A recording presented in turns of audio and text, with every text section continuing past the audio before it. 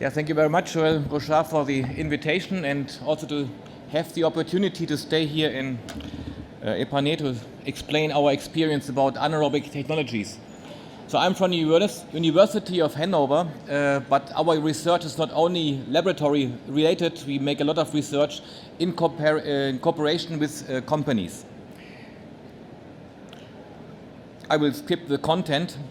I would like to address the anaerobic technology as for us we see it's a value-added chain. So this means we have our waste, we have our wastewater, and from this we can gain energy, but we have to follow a small step. So we have to collect everything. After collection we have to do the anaerobic digestion, and after anaerobic digestion we have some outputs. And the outputs are for us value. And you see the input, you can follow, this has some... There's some presenter here? Oh, this, okay. So you see the input, we have a lot of carbon, we have nitrogen and phosphorus. And if you follow the product, we come for the carbon going for biogas, and the nitrogen goes for digestate, and even for some rest of wastewater. So here we have to follow the entire elements. Why we are going for anaerobic technologies? So we say if we have more than at least 2 or 3 grams of COD in our wastewater, it doesn't make sense really to go for anaerobic steps, because if we follow the COD degradation aerobically, we need oxygen, we have to supply oxygen, so we have to blow, we have to aerate the system. And from our carbon inside the system, we produce CO2 as one, but the other hand, we also produce sludge, we produce biomass. So 50% of our input is new sludge, which we have to treat. If we go the other way around for COD, if we have bacteria which uptake the sludge, the COD in the wastewater, they produce methane and carbon dioxide. And the growth rate of them is very, very low. So this means I bring inside carbon, bacteria transfer this carbon to biogas. How does it work? We have 4 steps in this anaerobic technologies. We have at first the hydrolysis. This means we have particulate organic matters which were brought into the liquid. We have then produced from this process by bacteria amino acids, sugar and long-chain fatty acids. Then acidification takes place. This always happens if we collect the wastewater from vineyards, starts the acidification. The first process starts, the pH drops. This is always done by bacteria. Then we have the next steps is so-called acetogenesis. So acetate is formed, and from the acetate next bacteria, methane is produced. This is always done with the help of bacteria. They do the first 2 steps, and the second 2 steps are done by archaea. This is that we have to fulfill all the conditions that these bacteria and archaea needs to proceed. However, different type of wastewaters needs different type of conditions and therefore techniques. If we have easy degradable wastewater, let us see from the sugar industry, also some from the vineyard, we have the first steps very fast, so it will have an acidification. Or if we have hard degradable material, we have to look how we can hydrolyze, and this will transform that we need a second step for this treatment. So here we're looking for the activity of the bacteria and how to provide there the conditions to work. To do anaerobic technologies, you find here a scheme of a lot of techniques. And these techniques are still established in industry, in breweries, paper industry, fruit juice factories. What kind of system is always depending on what kind of wastewater you have. I will show you today some examples for the wine industry and also for other industries. And these industry reactors also have a so-called organic loading rate. This means how many COD per cubic meter and day I can bring in. We compared always with my students how many hamburgers I can eat. I have another colleague, he can eat more than me, so he has a higher loading rate than me, so the performance is better. But however, from this we have an output because every COD is transferred to biogas. Yeah? This is one expanded granular sludge bed reactor as an example. What you see here is we bring the influent down from the bottom, and inside we have the bacteria. And these bacteria has here a consortium. They build granules. I show you the next explanation. They form such kind of granules you see. This is really symbiosis where we have outside the bacteria which can do the acidification and also the sulfur reduction. And if we have also sulfur in our wastewater, and some vineyards have sulfur inside, they work on this. The inner bacteria, or maybe archaea, they work for the methane production. And on the photo on the right side, you see that they open and we say they poop out the biogas. But however, these biogas or these granules, they sit inside the reactor. I go back and you see they are liquidized inside. So the influent comes in, biogas is produced and is collected in this gas collection system. You see the yellow gas trap. The effluent is then given out. So this helps that the bacteria could be held in the system. The wastewater comes in, bacteria pass the wastewater, treated wastewater comes out and the gas is collected. So we have a three-phase separation. In Germany we have different type of biogas plants. Here you see one, this is for energy crops, producing energy. I think in the last 5 years we have up to 4,000 biogas plants in this type that farmers produce energy crops and other things, and I think even the material from the we have seen from this wetlands, even this can be used to produce biogas out of it. Here we have also plants that use co-ferments. This means bio-waste put it in. And these are big facilities they also use for waste, the biological part of it. But if we go more for the liquid part, we have other reactors. And you see on the right side, these are the established reactors we have for the fruit juice factories, which we have for distilleries, which we have for breweries and wastewater treatment facilities. So this means depending on the input, we choose our system and the organic loading rate. Now you say someone is coming from Germany, tells us something about how to treat wastewater from vineyards, and you know that Germany don't really produce so much wine. You are very correct. And this is why I can't really show you examples how we treat our wastewater from the vineyards, because what we are doing is every vineyard has to be connected to the sewer or has to have its own treatment facility. That's a must. Everybody must have a treatment. What I can show you is that we have some ideas. We produce around about 2.85 liters per wastewater per liter of wine. And if we have the barrique wine, we go for 1.4 liters per wine. This is an average of the entire system in Germany. However, what we are doing is that we bring it normally in our municipal wastewater treatment plant. So the municipal wastewater treatment plant in the harvest season changes its operation. They adapt their situation to the vineyards.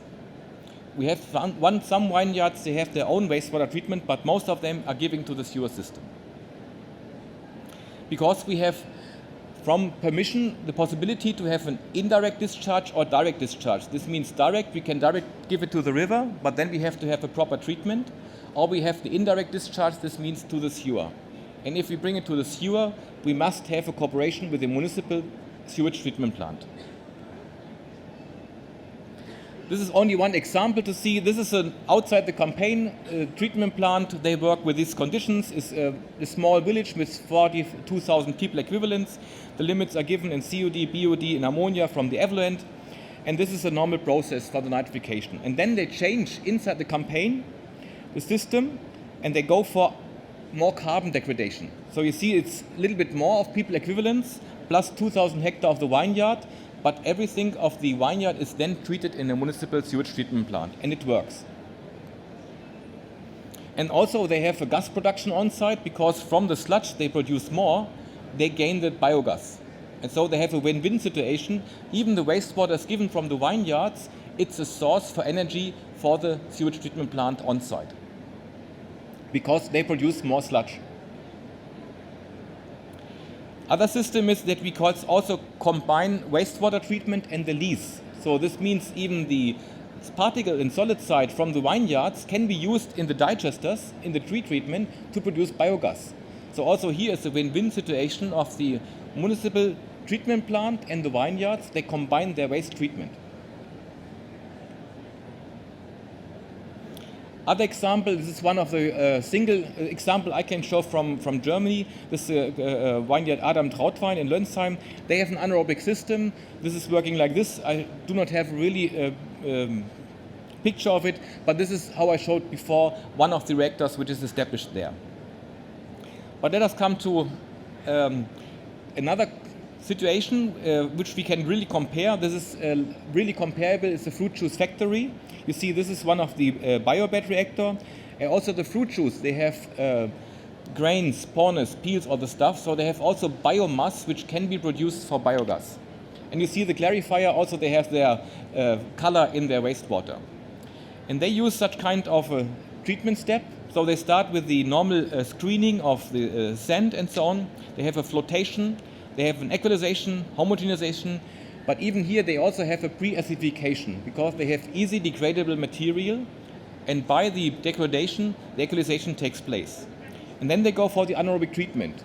And they installed here 3 reactors. They go for 2 different type-offs, and the reactors have a volume roundabout by 400 meters. You see they're up to 18 and 24 meters high. Inside these reactors, the granules are. So the wastewater is coming in, and the granules producing here the biogas. On top, you see a small trap. This is the separation of gas to liquid. And they have a gas storage here from 600 cubic meter. And this is even the same picture itself. They invested 7 million euro per this plant. The entire plant volume is 10,000 cubic meter because they have an post-treatment. So after the anaerobic step, they have an aerobic step, and this needs a huge volume. But however, if they have the carbon degradation anaerobically, they save a lot of money for the last step, and they don't need so many aeration and blowers. What they do also, you see, they have a combined heat and power station. This means it's a gas engine, and this gas engine has a capacity of 300 kilowatt electricity and 390 kilowatt of thermal energy. This thermal energy is directly used in the production, even to wash the bottles. They can use it in a vessel, they boil it and use it for heating up the washing water. What they also have is the 300 kilowatt electricity, and from this they can produce 2,400 megawatt hours per year. And this energy is directly used inside the factory. And you see the COD load is up to 12 kilogram per day, and maximum is 25 kilogram per day. And one advantage in this company is they operate their plant very much, and they really can work with 27 degrees. I've forgotten to say that normally the anaerobic bacteria work like we have in our stomach by 37 by mesophilic conditions. But they operate their plant now by 27. So even they don't need any energy for heating up the system. So it's very good developed, the system. And this runs over, I think now it's 2015, 8 years. Another one, I could have the opportunity to visit the Coma de Saint-Emilion. Is it correct spelling? Yeah. And I've seen this here, but it was also built up in 2007, and we visited this year, I think in springtime. But anyway, they now like to modify it and renovate it. So I think it's a very good facility to see that the people work here together, and they have some data also uptaken there. They have 200 wineries together, and they work with 3,000 hectares and bring their wastewater together in this facility. It was 20,000 cubic meter per year they treat in this facility. In the off-season, they have 240 cubic meter per day they operate, and in the harvest season, they have the same, but they use more of these reactors. So this means here they degrade also their COD up to biogas. But what I have seen there is not really the idea to produce energy. It was more or less, let us have a treatment here, and we don't produce so much sludge out of it. So this is the reason why they also try now to optimize the system. They told us that they have the operation cost of 170 euro per hectare and year of the vineyard even, and one vineyard has to invest 150 euro per 1 year for this vineyard. So I think this is a very good idea to have the community, as we even seen in the previous presentation, to work together, build up one facility for some communities together. As we do not have too much time to speak, only 15 minutes, I would like to show you something about our AD Wine project. This is a project where we have a Spanish company which is still working in the field of treating wastewater from wineries in La Rioja. So they're very familiar with this wastewater, and what they're doing mostly is they have a so-called sequencing batch reactor, or they have an aerobic membrane bioreactor. But they also have seen that they need a lot of energy to operate this aerobic membrane bioreactor. So we developed with them a small plant, what we like to have for small vineyards. Small vineyards means, in this case, 20 cubic meter per day up to 200 cubic meter per day for wastewater. So not single vineyards, but maybe 20 to 200 cubic meter per day. On the right side, you see this is also like a reactor cylinder built-up system. What we're doing here is that we build it as a cascade, that we have several reactors and we can adapt these cascades to the wastewater itself. We also done some research about comparison of aerobic and anaerobic systems. And by this comparison, we can see these systems, if we go for anaerobic treatments, in our eyes are more sustainable because we need less energy to operate the plant, we have less sludge to operate, and however, we can degrade the carbon and transfer them to biogas. And only we transfer the carbon, the nitrogen is still inside. If we go for the aerobic treatment, also denitrification, nitrification takes place. So even the ammonia is degraded.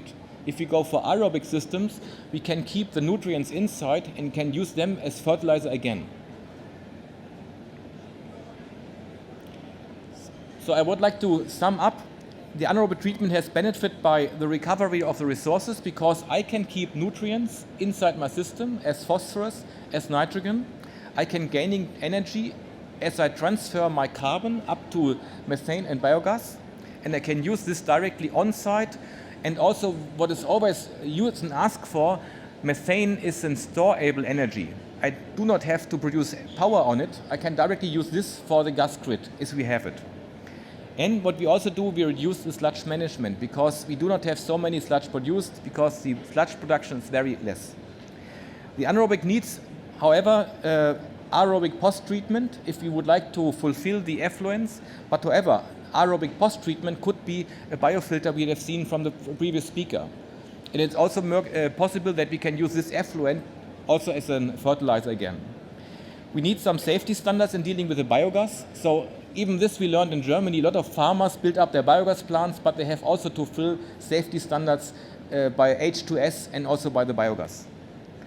Next thing is that the anaerobic treatment needs some implementation helps. Pilot trials helps in front that you know what is your wastewater, what kind of reactor can we choose, and then it should be a full development of a concept with respect to the entire value-added chain. This means look in your wastewater, where we can transform it, and how can we take out the benefit for energy, economy, and ecology. Yeah, thank you for your attention. Hopefully it was not too fast my English and you could understand the most of it, and thank you for your invitation.